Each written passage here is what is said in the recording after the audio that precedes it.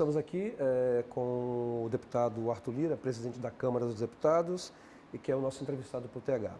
Deputado, o senhor tem sido, nos últimos 15, 20 dias, um dos mais atuantes políticos em defesa da diminuição do preço do combustível no Brasil e um crítico severo contra a política de preços praticada pela Petrobras. O que a gente tem visto nos últimos dias é que os avanços da parte do senhor em relação à diminuição do valor do combustível já pode ser sentido em várias partes do país. O senhor acredita que existem outros mecanismos daqui para frente que possa fazer com que o preço do combustível, que de uma certa forma afeta a economia do brasileiro de forma geral, que tenha uma nova diminuição? Olha, hoje é um dia muito especial para todos nós, é o dia que entra em vigor o PLP 11, ou a Lei Complementar 194, que torna essenciais combustível, energia, comunicação e transporte. Vários estados do Brasil, São Paulo, Goiás, Mato Grosso, Paraná, Roraima, Amapá, hoje Minas Gerais, Rio de Janeiro, já se anteciparam, inclusive, a vigência da lei, para dar a essa essencialidade. Em muitos estados, uma redução no preço dos combustíveis que varia de 65 centavos a R$1 por litro. Isso é muito significativo na economia de todos os consumidores, dos brasileiros que estão sofrendo muito com a inflação. Há também o anúncio de que os governadores vão obedecer ao PLP 11, que congela por 60 meses o imposto cobrado sobre o óleo diesel, também numa vitória de uma decisão, além da votação na Câmara e no Senado, de uma decisão do ministro André Mendonça, para que o Brasil, como é um país que funciona muito em cima de caminhões, de fretes, de transporte de alimentos, de toda a sua economia, isso impacta muito na inflação. E a inflação impacta muito na vida do mais vulnerável. Isso também vai atingir o gás de cozinha, isso também vai, com todas as medidas que o Congresso está votando, aumentar a renda do Renda Brasil em mais de R$230 por mês, porque são R$200 a mais no renda, mais R$30 a mais por mês no gás, o que vai de 430 para R$660. Então, todas essas medidas são feitas justamente nesse momento de grande dificuldade, de efeito econômico da pandemia, numa crise mundial, de uma guerra entre Ucrânia e Rússia e todas as suas consequências para o mundo, na vida do brasileiro mais comum. Então, a nossa preocupação no Congresso, enquanto presidente da Câmara e articulador com os líderes da base, a quem eu agradeço sempre um papel muito atuante nessas votações, é de diminuir o sofrimento, combater a inflação, diminuir os preços e dar essencialidade a esses produtos que são vitais na vida do brasileiro. Então, muito feliz no dia de hoje em ver isso se tornar realidade e surtir efeitos. Nós esperamos que isso force a inflação para baixo, haja diminuição de preço, principalmente da cesta básica, pelo seu transporte, pelo frete, por todos os impostos que incidem sobre ela, e que a gente tenha um menor sofrimento, um menor impacto para aquelas camadas mais vulneráveis da população.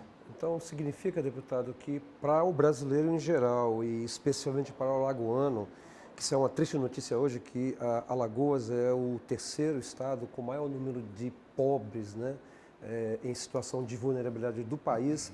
A notícia, até pelo menos ao final do ano, são boas notícias. Olha, nós temos uma previsão de diminuição de 1,8 a 2,3 pontos no índice do IPCA, que mede a inflação. Nós estamos com a previsão para o mês de julho de possibilidade de deflação, ou seja, de não ter nenhuma inflação no próximo mês.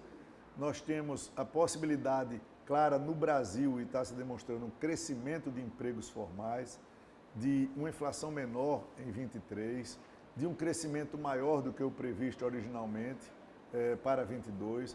Então, a nível de Brasil, há uma perspectiva de que a economia está no caminho certo. O nosso problema com a inflação e nosso problema com custos de energia e de combustíveis são problemas mundiais. Aqui em Alagoas nós temos um quadro diferente. Nós temos muita propaganda e pouca efetividade. Basta dizer, com a sua pergunta, que nós temos muito mais pessoas que são usuários do Renda Brasil do que com carteira assinada. Correto. Que a miséria aumentou no estado, que os empregos formais diminuíram. Não é? Então, o cuidado social do estado de Alagoas com os seus alagoanos, com a sua população, não estão de acordo ou de maneira igualitária com as propagandas que são feitas. Mas isso é uma coisa que nós temos todos que trabalhar para melhorar.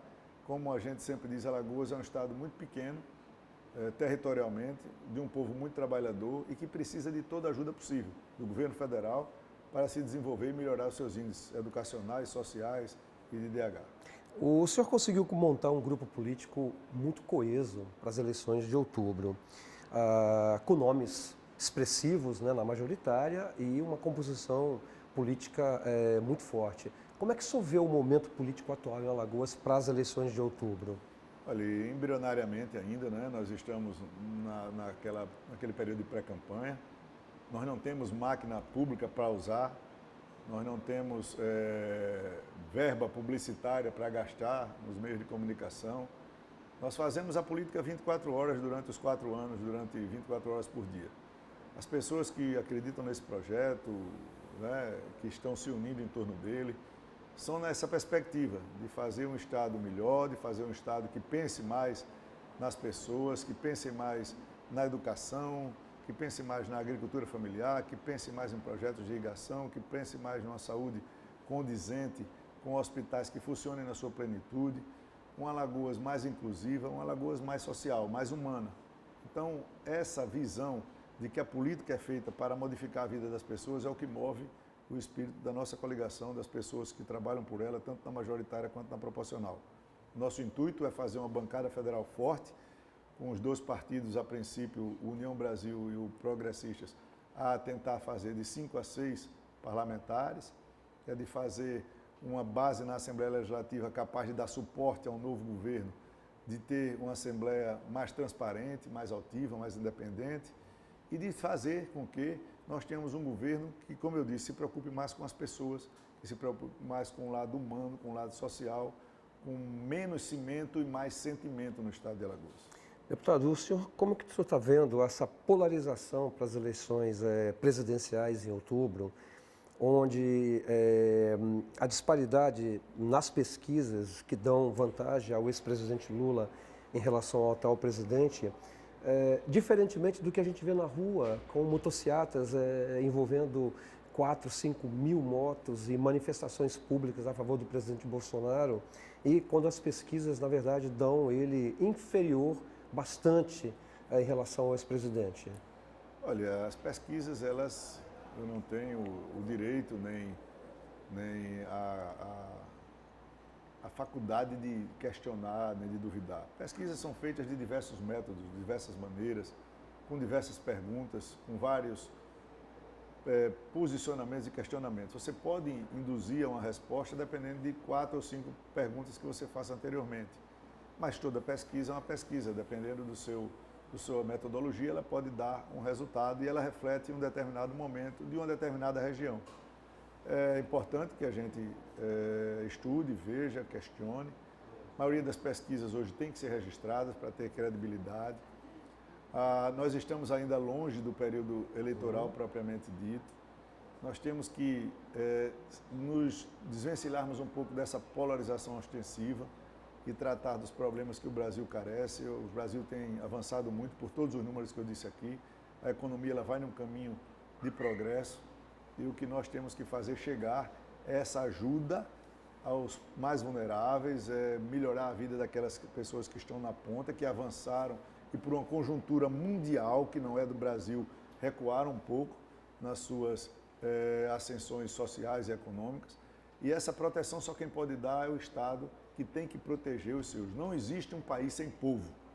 O país sem povo é um pedaço de terra infértil, né, que não produz nada. Então, a preocupação do governo tem que ser com a satisfação do seu povo. E, nesse momento, nós temos que fazer o máximo possível com as legislações que nos permitam, com a conveniência e com a ajuda do governo federal, para minimizar o sofrimento inflacionário após uma pandemia e na ocorrência e na manutenção de uma guerra a mais longa desde a Segunda Guerra Mundial, com efeitos econômicos fortíssimos, como foi a crise de 29. Então, todo esse aspecto nós estamos observando e essa eleição federal, a eleição de presidente da República, como a mais importante para o país, deverá ter o seu momento adequado de discussão e as pessoas escolherão o modelo que lhes representa. talvez a polarização entre os dois nomes de candidatos possam, nesse momento, estar atrapalhando. Mas o que um representa e o que o outro representa, para o país, é o que eu acho que o brasileiro mais à frente vai escolher.